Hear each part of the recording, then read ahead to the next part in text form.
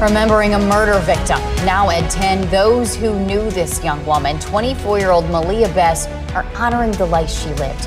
The apartment complex manager was killed while at work at a Jackson apartment complex. Thanks for joining us here tonight at 10. I'm Megan West. A heartbreaking case. A marriage that had only just begun. And a husband who couldn't accept the painful truth that his young wife was slowly slipping away from him. Jackson, Mississippi, a place long known as the city with soul. But on one gloomy morning in late July, that soul was shattered by the crack of 7 gunshots echoing through a quiet office rental space. The victim, a 4-year-old woman, vibrant, beautiful, and living her youth to the fullest. The shooter, her own husband, a 52-year-old man who once swore to love and protect her for the rest of her life.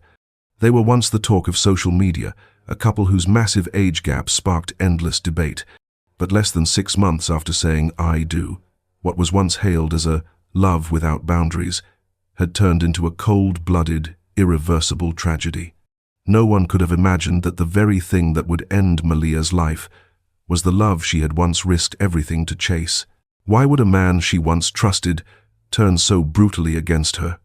Was it because she had been unfaithful? Or was this the inevitable end of a controlling, jealousy-fueled relationship where love was nothing more than a mask for possession? And what exactly happened on that fateful morning, a morning so violent the police had to call in a SWAT team, yet still couldn't save her? If you're watching this video, I ask you to please stay until the very end, not just to uncover the truth behind this case, but because this is a story that could save someone out there. Someone who's trapped in a relationship that seems normal, but is quietly rotting from within, a relationship laced with the seeds of violence. Don't forget to like and subscribe to the channel so we can uncover more chilling, heartbreaking cases together, and drop a comment to let me know where you're watching from. Because who knows, maybe your attention, your voice, could help another Malia escape the same tragic fate.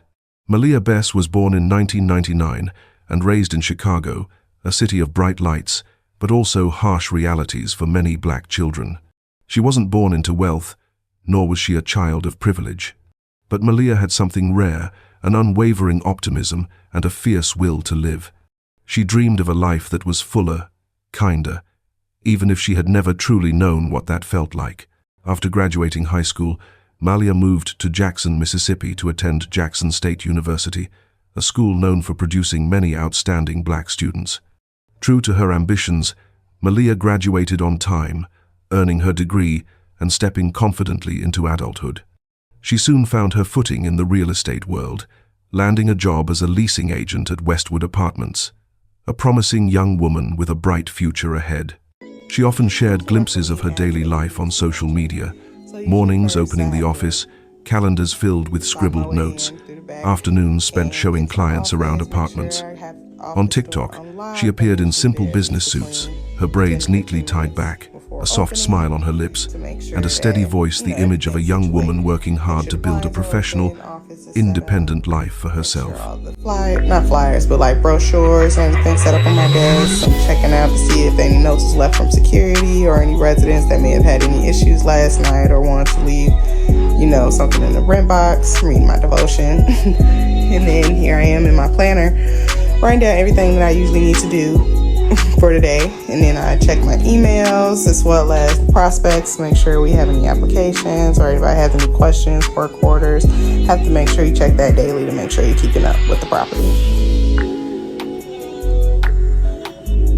And then here we got a move-in today. I'm talking with maintenance to go over if we had any work orders or any move-ins for make-readies, punches, anything like that. And then I also had a tour today showing one of our beautiful 1-bedroom units that we have available. It's my favorite. I also have leasing tips as an ebook if anybody was interested in more books about financial freedom, budget planning, And then, Ron Christopher Allen entered her life. At 52, he was nearly twice Malia's age, almost a 28-year gap between them. A man with a past, 3 children from previous relationships, a trail of broken romances, and no stable job to his name. At the time, he was even evading court for possession of prescription drugs. But Ron had a way with words, a way of making himself sound trustworthy, and to a young woman still new to love, that was enough. They met, they became friends, they went on dates, and soon, They fell in love. To Malia, Ron must have seemed like the kind of man she had been looking for, mature, experienced, someone who could offer protection. Perhaps she believed that being with an older man would mean she was safe. At one point, she even posted a question on social media: "Where have you been all my life?" As if, at last, she had found the love she had been searching for. Her friends and family grew uneasy. They didn't trust the man, and they certainly didn't believe a marriage could last with such a wide gap in age, in experience, in the very paths their lives were taking. But Malia made her choice. She chose to love. She chose to marry. And so, in early 2023, they were married. No lavish ceremony, no dazzling wedding gown, just a couple posing for simple photos with the caption, "Love is all we need." Love was all they had. And tragically, it was also all she would end up losing. No one knew then that their fairy tale would last barely half a year, that the very man who once vowed to love her for life would be the one to end it, simply because he believed she had betrayed him.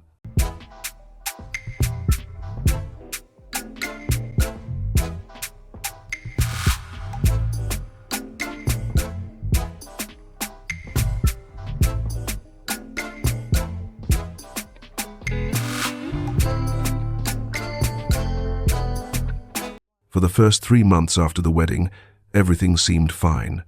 Malia kept working, kept posting her morning TikToks with the caption, "Come to work with me," and kept flashing that gentle smile at the camera as if her world was perfectly aligned.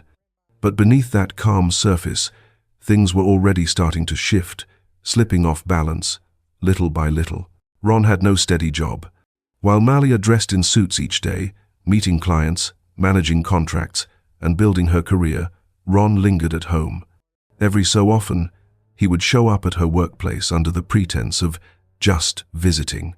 But no one truly believed it was just a casual visit. Though their marriage was still fresh, Ron had already begun to exert a quiet but suffocating control over Malia. He constantly asked what she was doing at the office, who her clients were, whether any of them were men. And if she didn't pick up his call even for just a few minutes, Ron would immediately flood her phone, calling over and over, firing off dozens of messages. "Who are you with? Why aren't you answering? What are you hiding from me?" Malia began coming home later, staying behind to finish paperwork, tidy up the office, or give clients after-hours showings. But in Ron's eyes, none of that was work. To him, it was nothing more than an excuse to cheat. More than once, Ron showed up outside the apartment complex where Malia worked, standing at a distance watching, as if keeping her under surveillance. Her co-workers began to notice. Some even pulled her aside, gently warning her to be careful, but Malia would only smile and quickly change the subject. Once, a co-worker overheard Ron raising his voice at Malia right outside the office door, his tone shaking with rage as he shouted, "Don't think I don't know what you're doing with that maintenance guy." From that moment on, the phrase "work husband" began to surface. Ron convinced himself that Malia was involved with a maintenance worker at the complex. There was no proof, no confession, only the growing paranoia of a man who could no longer control his emotions. At just 24, she found herself living under constant psychological surveillance, every small action scrutinized as if it were a crime. And even more terrifying, no one knew what Ron was already carrying inside him, not just suspicion, but bullets. From suspicion to obsession, sometimes the distance is nothing more than a glance. For Ron, jealousy was no longer just words. It became something corrosive, eating away at him day by day, hour by hour, until his entire purpose in life seemed to revolve around proving that Malia had betrayed him. He began conducting his own investigation, tracking Malia's every move at the office. Ron would often sit in his car in the parking lot, watching her through the glass, silent, unnerving. One apartment staff member later said Ron seemed to know Malia's schedule better than anyone else, which days clients came in, which days she gave tours, even which days the maintenance man happened to be around. And then, the inevitable happened. Ron began talking about guns. No one knew exactly when he got his hands on one, only that by late July, he had told an acquaintance, "I know she's cheating on me. Let's see if she dares smile at him one more time." Meanwhile, Malia, still faithfully updating her social media, seemed determined to keep everything looking normal. She kept working, kept showing apartments, kept jotting her daily plans into her planner each morning, as if nothing had changed. But deep down, she may have already sensed that things were spiraling far beyond her control. Rumors began to spread quickly through the apartment complex. The leasing lady is sneaking around with the maintenance guy. One resident even posted on social media. The leasing office lady and the maintenance man both have families, yet they're messing around. No wonder her husband snapped and opened fire. What began as a private suspicion soon twisted into a community scandal. A story where anyone could toss in a fragment of gossip, fueling the fire and driving the tragedy further. And Ron, as if the whole world were now validating his paranoia, grew more and more incapable of holding himself together. He spiraled into panic. Jealousy morphed into a deadly rage. For a man with a history of drug abuse and skipped court dates, mental stability had always been fragile, and now it shattered completely. In the final days of July, Ron confided to a friend, "If she dares go with that guy one more time, I'll end it all." A week later, Malia got up to start her morning as usual, preparing for another day at work, unaware that Ron, too, had risen early and was planning to end everything. Morning of the 31st of July 2023. Malia rose early, just like every other day. She got ready, tied her hair neatly, grabbed her planner and handbag, and left the apartment for her job at the Westwood Apartments leasing office. What she didn't know was that Ron, her 2-year-old husband, had quietly woken up even earlier. He didn't wake her. He didn't say a word. He only prepared what he believed was the answer to every betrayal, a gun. Around 11 a.m., Malia unlocked the office and began her shift. As usual, she checked her emails, updated the resident list, and prepared files for incoming clients.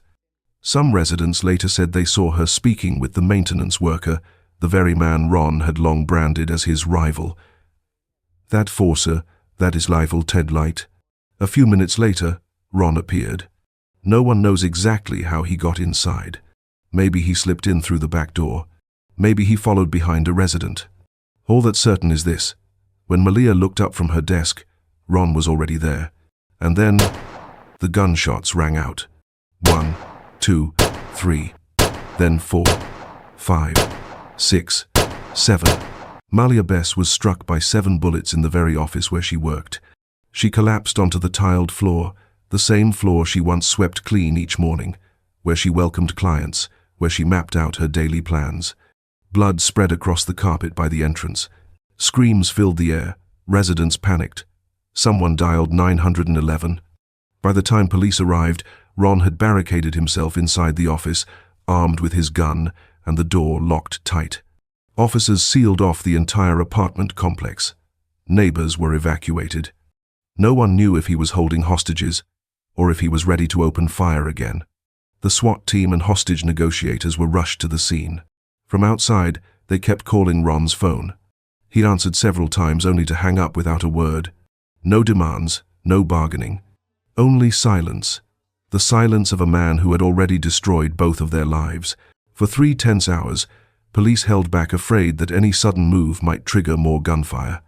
The SWAT commander later explained, "We had to choose patience. One wrong move, and he could have turned the gun on himself or on anyone still inside." Finally, around 2 p.m., Ron opened the door. His clothes were still stained with blood. He didn't resist. He didn't speak. He was taken into custody immediately, ending the hours-long standoff that had paralyzed the apartment complex. But Malia could no longer be saved. A reporter at the scene said, "I could still see the bloodstains on the carpet right outside the office. No one ever imagined that a place so quiet would become the site of a killing in broad daylight. They say love can make us better versions of ourselves. But for Ron, love was nothing more than an excuse to control. And when that control slipped away, he was willing to kill the very woman he once called his whole life." That afternoon, the name Malia Bess began appearing across local news reports. At first it was just a few urgent lines. "Woman shot dead at leasing office." But soon, her name, her age, and smiling photos of Malia in her business suits flooded every headline and news feed. The people of Jackson were stunned. A young woman, only 24, freshly graduated, just beginning her career, had been murdered by her own husband. And it happened in the very place that should have been her safest space, her workplace. Malia's friends spoke out, filling social media with words of grief. Malia wasn't just a friend, she was a light. I warned her, but I never imagined it would go this far. Oh, love should never cost someone their life. Her co-workers at Westwood Apartments broke down in tears. One recalled, "I worked with her every day. This morning, we were just joking about a client running late. Minutes later, I heard the gunshots. Neighbors were shaken with fear. They remembered seeing Ron wandering around the complex time and time again. They had felt something wasn't right, but no one ever thought he would pull the trigger. Not in broad daylight. Not inside the office. Not in the place where Malia always tried so hard to keep everything in order." Sleeping next to him. Manisha Simmons is a close friend of Bess. She said their relationship was rocky, causing Bess to move out of their shared home and in with a friend. Simmons said Allen was also harassing her at work. He was actually at my house yesterday on my couch. Sure was. And we talked, about them working the relationship out or whatever. And he left. It wasn't nothing alarming. I didn't feel anything. So Bess's friends remember her as a mature, career-driven woman and a great friend. Simmons has a warning to those who may be in a similar situation. even if you're not afraid, even if by every single shadow of a doubt in your mind, you think that that person would never do that to you, if they threaten you one time, take it seriously. At a press conference, the Jackson police chief stated, "She came to work today, never knowing she would die at the hands of the very man who once promised to love her. This is a tragedy and a stark reminder that we must do more to stop domestic violence." Ron said nothing. He was taken into custody, his clothes soaked in blood, silent, hollow-eyed. No words of remorse. No tears. 35th homicide of the year compared to 71 this time last year.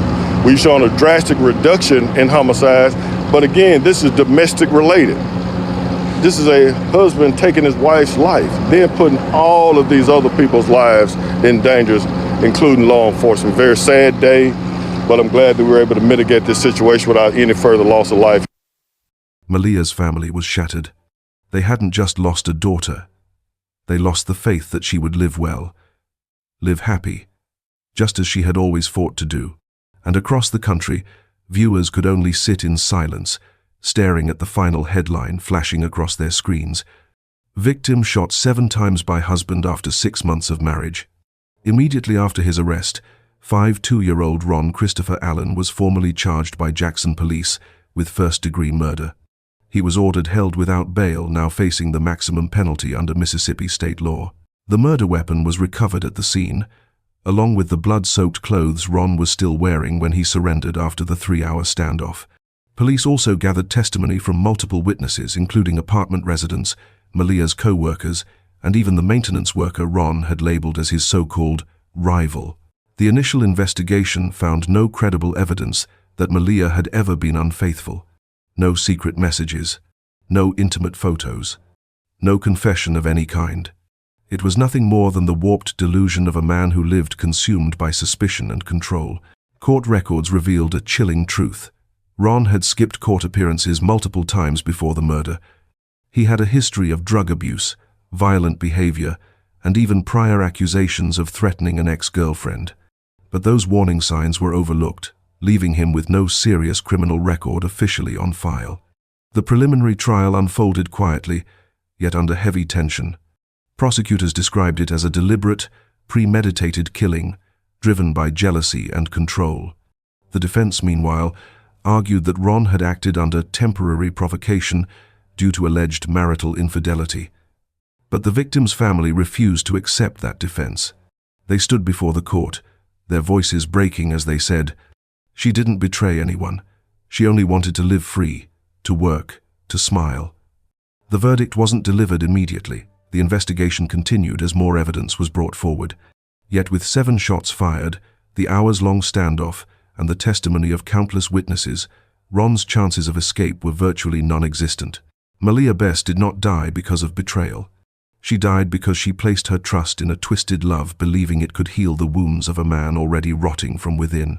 She was not the first, and she will not be the last. Because out there, thousands of young women remain trapped in relationships where control hides behind the mask of affection, where jealousy is disguised as care, and where rage is excused by a wounded past. They live each day under a cloud of fear. If they don't pick up the phone, he'll lose his temper. If they smile at a male coworker, he'll shut down for a week. If they try to leave, he'll threaten to kill. And the world around them keeps turning. Family members say, "It can't be that bad." Neighbors think, "It's their business, not mine." And the victim herself, more often than not, is the last to believe she's truly in danger.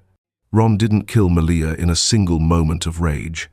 He killed her slowly with suspicious stares, with relentless questioning, with constant surveillance, with chilling silences, until it all erupted in 7 gunshots. If you're watching this video, and any part of this story feels familiar, trust your instincts. Violence doesn't begin with fists. It begins with control, with isolation, with silence. Don't wait until it's too late. And if this story made you stop and think, please share it. Not for the views, but because someone out there may need to hear it, to wake up. Don't forget to like and subscribe so we can uncover more chilling, heartbreaking cases together, and leave a comment to let me know where you're watching from. Because who knows? Your attention might just save someone from the same fate as Malia.